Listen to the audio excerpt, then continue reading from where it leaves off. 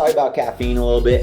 This is one that, not everyone's necessarily in the same camp, and we're totally cool with that at Run Free. But if you are interested in trying caffeine, and I would recommend trying it, guys, it's been shown in studies to increase focus, to decrease perception of pain, to increase endurance. So there are certainly some benefits that could be had, and most pro runners are taking caffeine before their hard workouts or races, but not everyone. There are people who do not. So if you want to try it, this is how we want to go about doing that. If you've never had caffeine before, start with a really low dose, okay? I'm talking about like 100 milligrams, which would be like 1 shot of espresso, for example, 2 tea bags, black tea bags, green tea. Just make sure you look at the content of what you're consuming and how much caffeine is in that. And we want to use something that we can replicate over and over and over again. So if you're a black tea person, you're doing that, that's cool. But let's know exactly what brand of black tea you're using, how many tea bags you're using,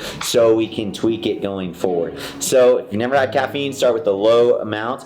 If you are having coffee every single day, that's cool. What we want to do though is double, 1.5 to 2 times more than you typically would take in only prior to your hard workout. So not every single day. We want like your normal consumption wherever it's at, and then when we want to go up 1.5 to 2 times more than that just prior to your hard workouts and your hard races. And when I say just prior, let's talk about caffeine timing, because this is super important. A lot of people, they have an early morning race start, maybe 7 a.m. They get up at 4 a.m. First thing, they're super tired, they stumble out of bed. I'm gonna have my coffee.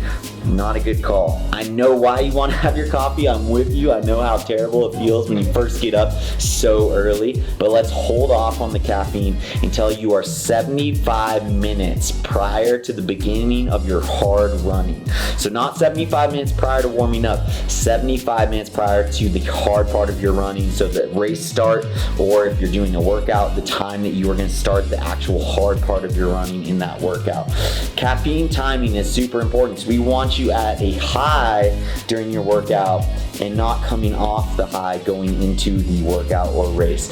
So super important that we time it right. Also, it's going to empty your stomach, help you move the excess fluid and stuff that's in your gut out, which is super helpful for running with a nice clean gut. So if you want to try caffeine, try that in practice first. Do not try caffeine for the first time in a race, and start small and make just gradual incremental changes to your protocol and plan.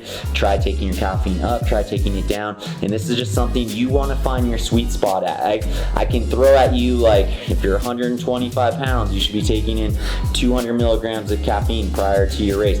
But really, I don't know what's right for you, so I'm not going to throw out a number. You have to experiment with yourself to find what's right for you. And another thing, if you're not a tea or coffee person, think about taking in a no-dose tablets. Those are really nice because you know exactly how much you're getting. Also, there's no acidity that comes with the caffeine when it's in tablet form. So the acidity of coffee that can sometimes upset people's stomach, you can avoid that by taking something like a no dose. So something to play with. And if you are under the age 18, you're still allowed to have coffee, right? You can go buy coffee at Starbucks right now, but make sure you check with your parents on this. We don't want to cause any family feuds. So that's my take on caffeine, guys. Play with this one and see if it is helpful for you in your training. If it's not, scratch it. So, but could be worth